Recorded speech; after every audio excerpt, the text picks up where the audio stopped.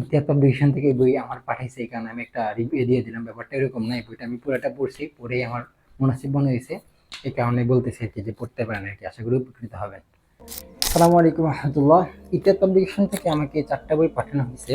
একটা হলো আহকামে রমজান ও জাকাত, আরেকটা হলো আকাবিরুদ্ধ রমজান, আরেকটা হলো ফাজাইলে রমজান, আরেকটা হলো আলোকিত রমজান।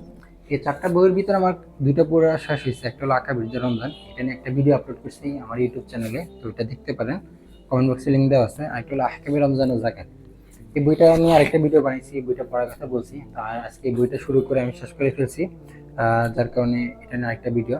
মূলত গত 2-3 দিনে আমি 2টা বই পড়ছি রমজান মাসে কিন্তু। একটা হলো আমার রমজান ও জাকাত এমন টাইপের সময় একটা নাম ছিল, সঞ্চালন প্রকাশনের একটা বই ছিল। আরেকটা হলো আহকাম রমজান ও জাকাত, এই বইটা।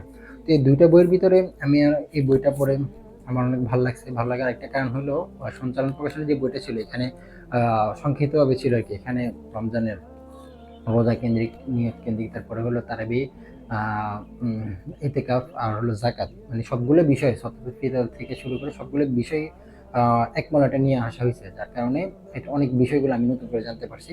আর এটা আরেকটা যেটা ভালো দিক সেটা হলো আহ, আমি মনোযোগ ধরে রাখতে সহজ হয়েছে। সহজ ভাষা, সহজ অনুবাদ ব্যবহার করার কারণে কঠিন শব্দগুলো ব্যবহার করা হয়নি, যার কারণে আমি দেখে গেছি কি আজকে 2 ঘন্টা থেকে 2.5 ঘন্টা লাগছে, বেশিক্ষণ লাগেনি, যেহেতু 120টার কম বই আর কি। তো যারা রমজানের মাসে দিয়ে একটা বই খুঁজতেছিলেন তারা এই বইটা পড়তে পারেন, আশা করি উপকৃত হবেন। আর ইতিহাস পাবলিকেশন থেকে এই বই আমার পাঠাইছে, এই কারণে আমি একটা রিভিউ দিয়ে দিলাম। ব্যাপারটা এরকম না, এই বইটা আমি পুরোটা পড়ছি, পড়েই আমার মুনাসিব মনে হয়েছে, এই কারণে বলতেছি আর কি যে পড়তে পারেন আর কি, আশা করি উপকৃত হবেন।